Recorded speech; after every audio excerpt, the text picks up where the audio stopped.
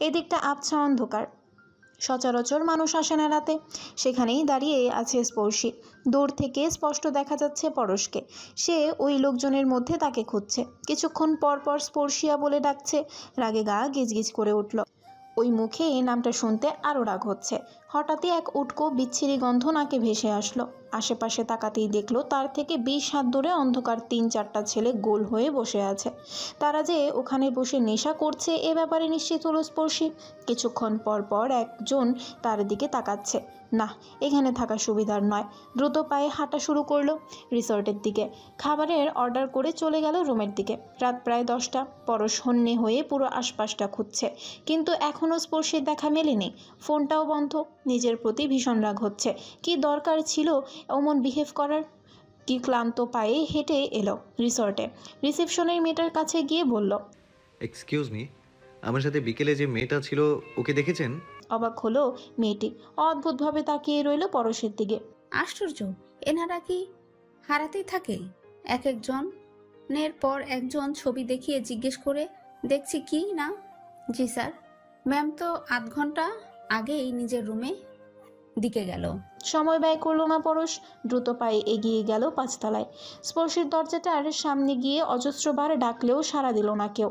এমনকি দরজা ধাক্কালেও খোলেনি। হতাশ হয়ে নিজের রুমে ঢুকলো। বারান্দায় যেতেই দেখলো স্পর্শী তার বারান্দায় বসে নিশ্চিন্তে কফি খাচ্ছে আর চাঁদ দেখছে। তার চোখে মুখে আলাদা এক প্রশান্তির ছাপ, যেন পরশকে দৌড়ের উপর রেখে খুবই তৃপ্ত। দাঁতে দাঁত চেপে পরশ বলল, থাপ্পড় খাওয়ার খুব শখ তোমার, তাই না? স্পর্শী তাকালো না। ডোন্ট কেয়ার ভাব নিয়ে রুমের মধ্যে ঢুকে ধরাস করে দিয়ে দিল দরজা। ঘুমের মধ্যে ফোনের রিংটংয়ের শব্দে বিরক্ত হলো পরশ। চোখ মুখ কুচকে ফোন হাতে নিল। সুজন ফোন দিয়েছে। টাইমের দিকে নজর দিতেই দেখলো সকাল 7:30। রিসিভ করে ধমক মেরে বলল, এই, তোদের না বলেছি কেউ মরলেও সকাল 9টার আগে কেউ আমাকে ফোন দিবি না? ও পাশ থেকে কোনো সারা শব্দ এলো না। সুজন বিদ্যুৎ স্পৃষ্টের মতো থমথমে কণ্ঠে বলল, ভাই ছবি পাঠিয়েছি আপনার হোয়াটসঅ্যাপে। এসব কি? রানা আমারে ফোন দিয়ে বলতেছে ছবি তো ভাইরাল, পুরো ফিরোজপুর জানাজানি হইয়া গেছে। আপনি কাজটা কি করলেন? ঝামেলা তো এবার দ্বিগুণ বাঁচবে, তাও নির্বাচনের আগেই। পরশ অবাক হলো। ফোন কেটে হোয়াটসঅ্যাপে ঢুকতে চক্ষু চড়ক গাছ। ফেসবুক থেকে নেওয়া কয়েকটা স্ক্রিনশট। ছবিতে স্পর্শী আর তার দিকে তাকিয়ে হাসছে, আর সে জুতো হাতে স্পর্শীর দিকে তাকিয়ে আছে। আবার কোনো ছবিতে দুজন কাছাকাছি, যেখানে স্পর্শী তার হাত থেকে লজ্জালু ভঙ্গিতে জুতো নিচ্ছে। প্রতিটা ছবিতে খুবই রসালো করে ক্যাপশন দেওয়া। কোথাও লেখা, প্রত্যেক পুরুষেরই স্ত্রীর জুতা ও ব্যাগ বহন করা উচিত, এতে ভালোবাসা দ্বিগুণ হয়। আবার কোথাও লেখা, প্রিয়, এভাবে জুতো নিয়ে হাঁটতে পারলেই বিয়েটা সেরে ফেলবো। আবার কোথাও লেখা, আমি প্রজাপতির মতো উড়বো যদি তুমি সামলে রাখতে জানো। পরশ বিদ্যুৎ স্পৃষ্ট ব্যক্তির মতো হতবাক হয়ে তাকিয়ে রইল সেদিকে। এই মেয়েটাকে দেখেছেন কোথাও? মহিলাটি মনোযোগ দিয়ে ফোনের দিকে তাকিয়ে রইল। মিনিট খানেক ভাবুক দৃষ্টিতে আশেপাশে তাকিয়ে মনে করার চেষ্টা করলো। এরপর অনিশ্চিত হয়ে বলল, হ, এই রমি তো দেখতে আসিল মাইয়াডা। এই কাইলকেই তো আর থাইকা জালমুড়ি খাইল। তয় হেতি তো একলা নয়, বাইর লগে আসিল। খারা কইর সেপডা বেড়ায়। স্পর্শী চমকে উঠল। ভাইয়ের সাথে ছিল মানে? ঠিক বুঝতে পারল না। পরক্ষণেই আঁতকে উঠল। ভাই মানে পাভেল ভাই? হ্যাঁ, আর সে তো পাভেল শিকদারকে পাভেল বলেই ডাকে।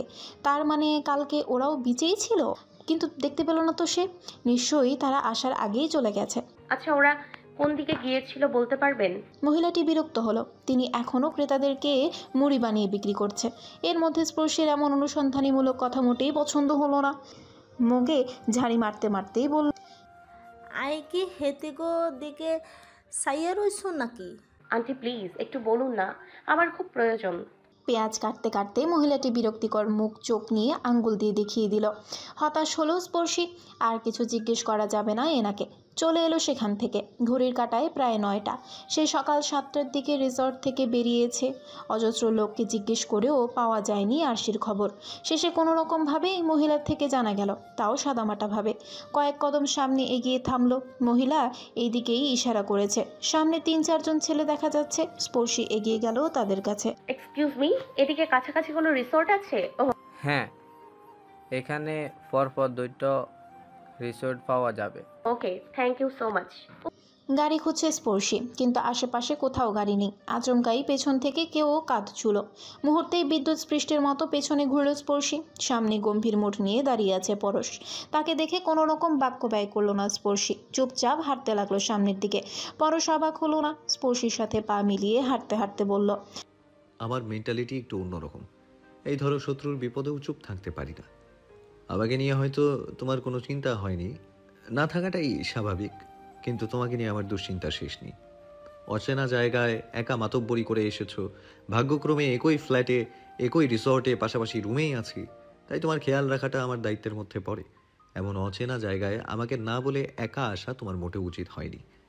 তার উপর কাল রাত থেকে আমাকে খাটিয়ে যাচ্ছ, এখানে সেখানে বারবার ঘোরাচ্ছ। তুমি জানো সকাল থেকে কত জায়গায় খুঁজেছি?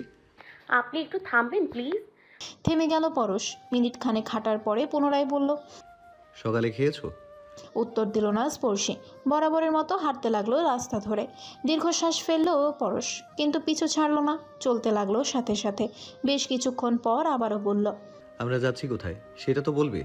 পা থামিয়ে দিল স্পর্শী। ক্রোধ নিয়ে পরশের দিকে তাকালো, বলল, আমি আমার কাজে যাচ্ছি, কিন্তু আপনি কোথায় যাচ্ছেন সেটা আমি কিভাবে বলবো?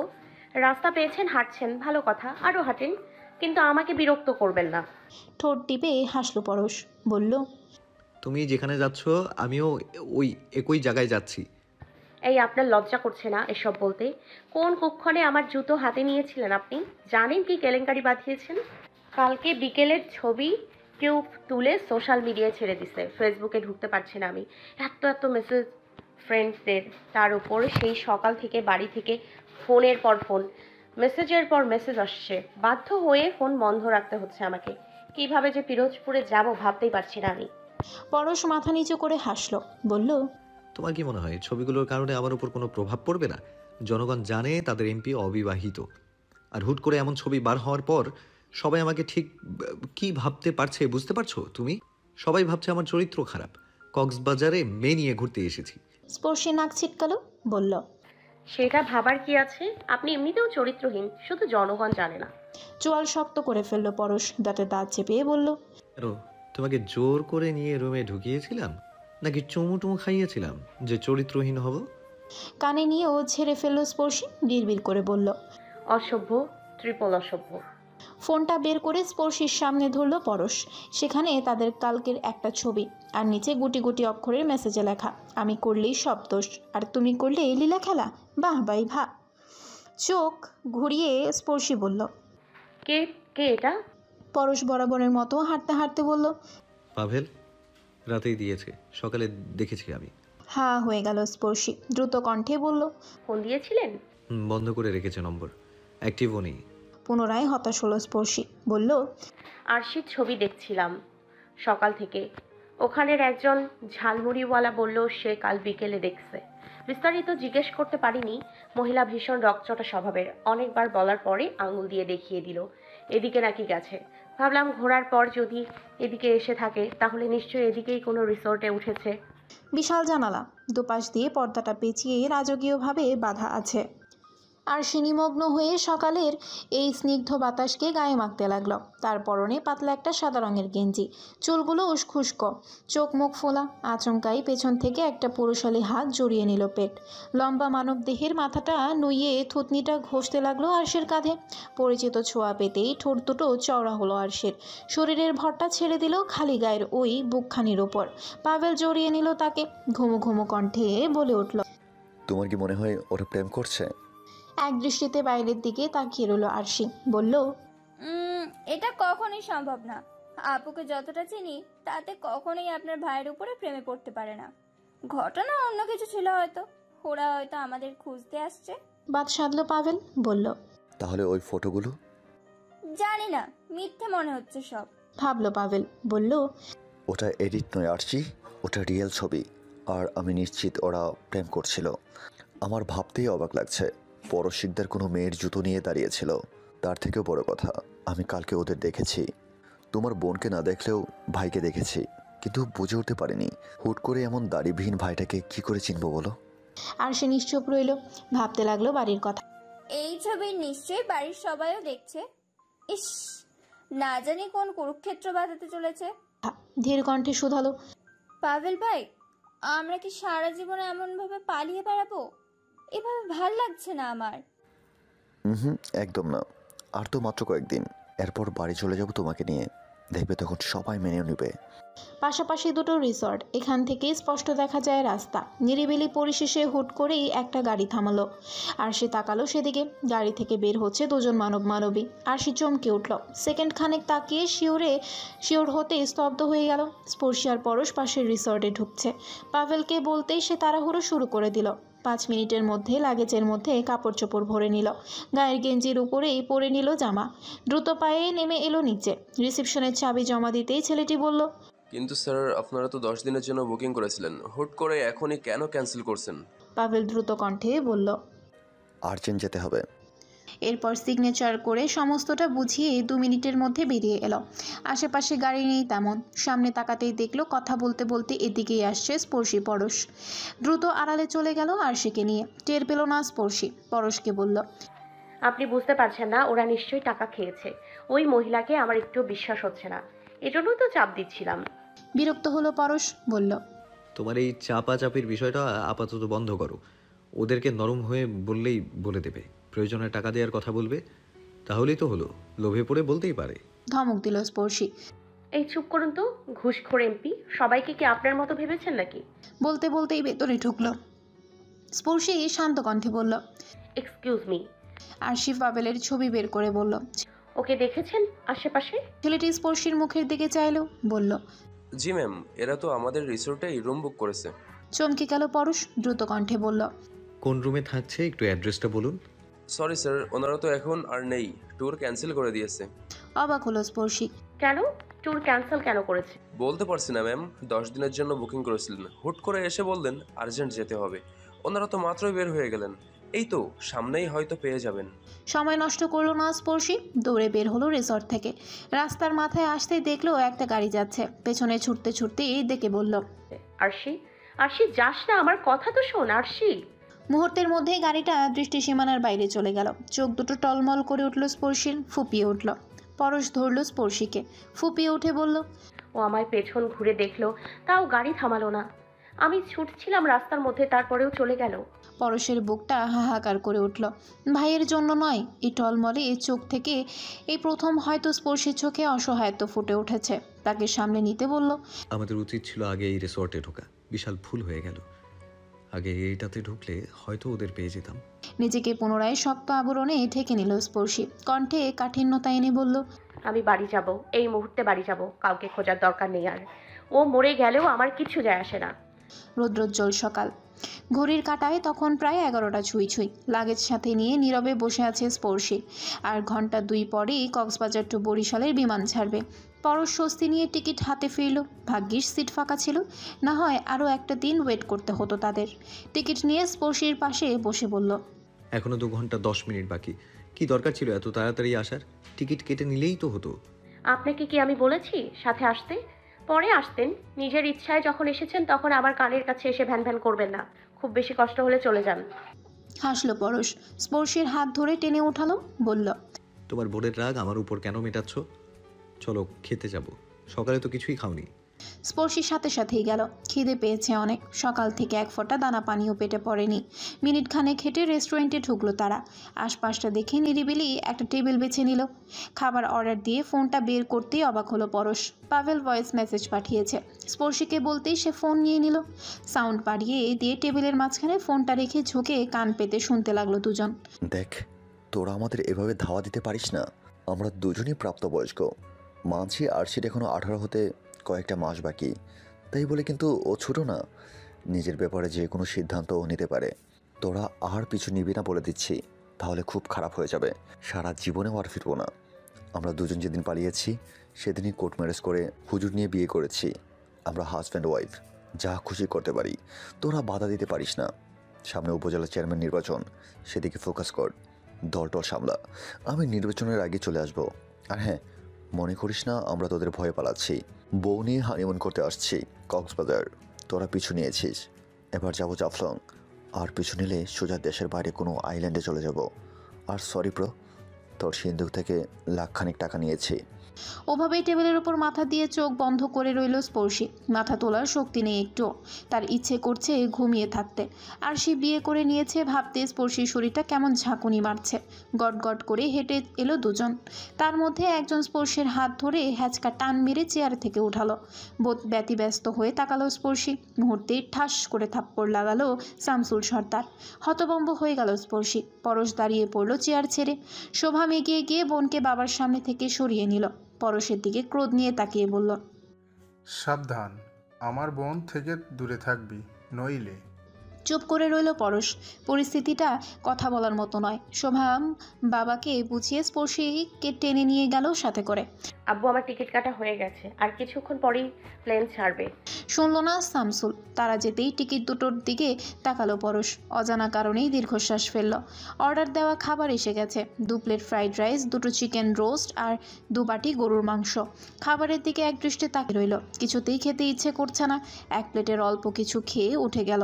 ওয়েটারকে ডেকে বলল, সাথের জন নেই, তুমি খেয়ে নিও। এরপর উঠে ব্যাগ হাতে নিতেই চমকে উঠল। স্পর্শীর ট্রলি ফেলে গেছে। শুধুমাত্র হ্যান্ডব্যাগটাই নিয়ে গেছে হয়তো। আলতো হেসে ট্রলির দুটোকে নিয়ে এগিয়ে গেল ভেতরে। সর্দার বাড়ির ড্রয়িং রুমে ঢুকতে স্পর্শী হাত ছেড়ে দিল শোভাম। তারা হেলিকপ্টারে এসেছে। বাড়ির সকলে ইতিমধ্যে ড্রয়িং রুমে হাজির। ক্রুদ্ধ শামসুল হুঙ্কার ছড়লেন, আমার ভাগ্য অত্যন্ত ভালো যে গত 19টা বছর তোমরা আমার কাছে ছিলে না। অত্যন্ত সম্মান নিয়ে রাস্তাঘাটে হাঁটতে পেরেছি। কপাল খারাপ যে তোমরা আমার কপালে আবার জুটেছ। লজ্জা করে না বোনকে খোঁজার নাম করে কক্সবাজারে গিয়ে আমার সম্মান ডুবিয়েছ। রাস্তাঘাটে বেরোতে পারছি না আমি। লোকজন বলা বলি করছে শামসুর সর্দারের দিন শেষ, সে এখন আর টিকতে পারে না। সেজন্যই মেয়েদেরকে লেলিয়ে দিয়েছে শিকদারদের পিছনে ক্ষমতার লোভে। আমি তোমাকে বিশ্বাস করে একা ভেবেছিলাম এই প্রতিদান দিলে। ক্লান্ত স্পর্শী ফুপিয়ে উঠল। নিজেকে যথাসম্ভব শান্ত রেখে বলল, আপু বিশ্বাস করো, পরশ শিকদারের সাথে আমার কোনো সম্পর্ক নেই। আমি আরশিকে খুঁজতে বেরিয়েছিলাম আর উনি পাভেলকে খুঁজতে, ব্যাস তখনই দেখা হয়েছে, আর কিচ্ছু না। রুশে উঠল শোভাম। দাঁতে দাঁত চেপে বলল, ও আচ্ছা, দেখা হওয়ার পর পরশ তোমার জুতো হাতে নিয়ে হাঁটলো? তুমি সমুদ্রে নেমে ওর দিকে ফিরে হাসলে, এরপর ওর হাত ধরলে, এটা ব্যাস দেখা হওয়ার পর হয়েছে? তাই তো, তোমার সাথে তো ওর সম্পর্ক অনেক খারাপ ছিল। হুট করে দেখা হওয়ার পর ও ভাবলো তোমার জুতো নিয়ে হাঁটি, এটাই বোঝাতে চাইছো? কি বলবে স্পর্শী? কি উত্তর দিবে? কিছুই ভেবে পেল না। অস্পষ্ট আর্তনাদ করে বলল, তোমরা আমাকে ভুল বুঝছো। এরপর আর দাঁড়ালো না। ক্লান্ত পায়ে হেঁটে গেল উপরের দিকে। শামসুল সর্দার উচ্চ আওয়াজে বললেন, বেশ, মেনে নিলাম তোমার দোষ নেই, তোমার সম্পর্ক নেই। আগামী 1 সপ্তাহের মধ্যে তোমরা বিয়ে দিয়ে আমি নিজেকে প্রস্তুত করো। ঠাস করে দরজার শব্দ হলো। হয়তো ভেতর থেকে উচ্চ গতিতে ধাক্কা মেরে দরজাটা লাগানো হয়েছে। উপস্থিত সকলের কানে গেল ঠিকই, কিন্তু আমলে আর নিল না। যে যার মতো চলে গেল রুমে। মহিলারাও গেল রান্নাঘরের দিকে। নাস্তাটাও করা হয়নি সকালে। বেলা বাজে 1:30টারও বেশি। দুপুরের রান্না আরও আগেই শেষ। আর কিছুক্ষণের মধ্যেই হয়তো সবাই খেতে চলে আসবে। দ্রুত হাতে সামলাতে হবে সবটা। একটানা 20 মিনিট থম মেরে বসে রইল স্পর্শী। পানিগুলো বৃষ্টির মতো সারা গায়ে পড়ছে। সে ভাবছে আরশিকে নিয়ে ভাবছে, পাভেলের সাথে তার বিয়ে নিয়ে ভাবছে, পরশকে নিয়ে ভাবছে, বাবা ভাইয়ের রাগ নিয়ে ভাবছে, নিজের বিয়ে নিয়ে ভাবছে, কিন্তু কিছুতেই সবটা মেলাতে পারছে না। কিছুই তার মন মতো হচ্ছে না। ভাবতে ভাবতে এক পর্যায়ে মাথা হ্যাং হয়ে গেল। 2 হাত দিয়ে মাথা চেপে ধরে অস্ফুট স্বরে আর্তনাদ করে উঠল। আরও কিছুক্ষণ ভিজে দ্রুত গোসল সেরে নিল। প্রত্যেকটা জীবনই প্যাঁচানো। কোথাও সুখ নেই। এই যে ঢাকায় থাকতে টিউশনি শেষে ভাবতো, ইস একটা পরিবার থাকতো, বাবা থাকতো, তাহলে আর এত কষ্ট করতে হতো না, রাজকন্যার মতো চলতে পারতো। অথচ আজ সেই রাজকন্যা হয়েও তার ঝামেলা পূর্বের ন্যায় কমছে না, বরঞ্চ নিত্যদিনই বাড়ছে। তোয়ালে পেঁচিয়ে রুমে ঢুকে পুরো ঘর খুঁজতে লাগলো। কোথাও লাগেজ নেই। সে কি, লাগেজ ড্রয়িং রুমে রেখে এসেছে? না, সে তো আনেনি। নিশ্চয়ই ভাই বা বাবা এনেছে। আর অবশ্যই ড্রয়িং রুমে রেখেছে। আলমারি থেকে অন্য পোশাক বের করে পরে নিল। আলতো পায়ে নিচে নেমে সোফার সামনে এবং পেছনে খুঁজলো। কোথাও নেই। সোনালি এগিয়ে এলো দ্রুত। কিছু খুঁজছো মা? কাকি, আমার লাগেজটা খুঁজে পাচ্ছি না। ওটা কি ভাইয়া তোমার কাছে দিয়েছিল? না তো, কই? শোভাম তো কোনো লাগেজই আনেনি, দেখেনি তো ওর হাতে। অবাক হলো স্পর্শী, বলল। তাহলে কি আব্বু এনেছে লাকেট? ভাবলো সোনালি, দুপাশে মাথা নাড়িয়ে বলল। না, ভাইজান তো তোমাদের আগে আগে হেঁটে আসলো, আর তার হাতও তো খালি ছিল। চমকালো স্পর্শী। তখনকার রেস্টুরেন্টে পুরো ঘটনাটা নিয়ে ভাবতে লাগলো। লাগেজ তো পরশ শিকদারের হাতে ছিল দুটোই। বাবা প্রথমে থাপ্পড় দিল, এরপর শোভাম গিয়ে সামনে দাঁড়িয়ে ওর হাত টেনে নিয়ে আসলো।